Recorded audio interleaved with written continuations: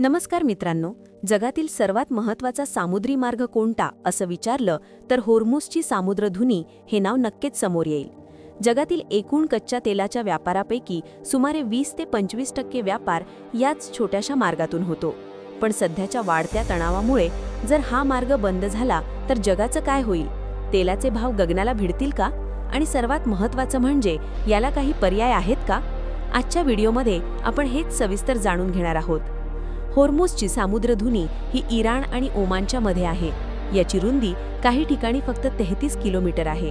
Saudi Arabia, UAE, Kuwait, Iraq आणि Qatar या देशांचे तेल आणि गॅस याच मार्गाने बाहेर पडतात.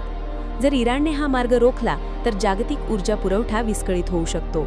म्हणूनच अनेक देश आता बॅकअप प्लॅन किंवा पर्यायी मार्गांचा वापर करत आहेत. चला तर मग पाहूया ते कोणते मार्ग आहेत जे होर्मुझला बायपास करू शकतात. 1. सौदी अरेबियाची Petroline east west pipeline. Saudi अरेबियाने एक प्रचंड मोठी पाईपलाईन तयार केली आहे. ही पाईपलाईन पूर्वेकडील तेल क्षेत्रांना थेट पश्चिमेकडील यानबू बंदराशी जोडते, जे तांबड्या समुद्रात म्हणजेच रेड सी मध्ये आहे. याची क्षमता दिवसाला सुमारे 50 ते 70 लाख बॅरल इतकी आहे. 2. UAEची हबशान फुजैरा पाईपलाईन. संयुक्त अरब अमिरातीने अबुधाबीपासून फुजैरा बंदरापर्यंत ही पाईपलाईन टाकली आहे. फुजैरा हे बंदर ओमानच्या आखातात आहे, म्हणजेच ते होर्मुझ सामुद्रधुनीच्या बाहेर आहे.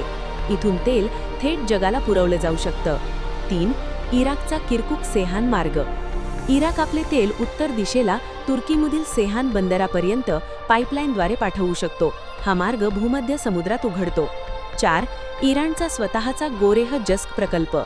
इराणने स्वतःसुद्धा होर्मुझच्या बाहेर जस्क बंदरातून तेल निर्यात करण्यासाठी पाईपलाईन बांधली आहे, जेणेकरून युद्धकाळात त्यांनाही अडचण येऊ नये. पण मित्रांनो, हे पर्याय पुरेसे आहेत का? उत्तर आहे नाही. का? कारण या सर्व पाईपलाईन्सची एकूण क्षमता होर्मुझमधून जाणाऱ्या तेलाच्या तुलनेत खूप कमी आहे. दुसरी महत्त्वाची गोष्ट म्हणजे LNG. कतारसारखे देश जो नैसर्गिक वायू निर्यात करतात, तो पाईपलाईनपेक्षा जहाजांनीच जास्त जातो. गॅससाठी सध्या तरी होर्मुझला दुसरा मोठा पर्याय नाही. थोडक्यात सांगायचं झालं तर होर्मुझची सामुद्रधुनी पूर्णपणे बंद होणं हे जगासाठी एक मोठं संकट ठरू शकतं. पर्यायी मार्ग केवळ काही प्रमाणात मदत करू शकतात, पण पूर्ण तोडगा देऊ शकत नाहीत. यामुळेच या भागात शांतता राहणं संपूर्ण जगाच्या फायद्याचं आहे. तुम्हाला काय वाटतं? भारतावर याचा काय परिणाम होईल? कमेंट्समध्ये नक्की सांगा. व्हिडिओ आवडला असेल तर लाईक करा आणि अशाच माहितीपूर्ण व्हिडिओसाठी आमच्या चॅनलला सबस्क्राईब करा. धन्यवाद.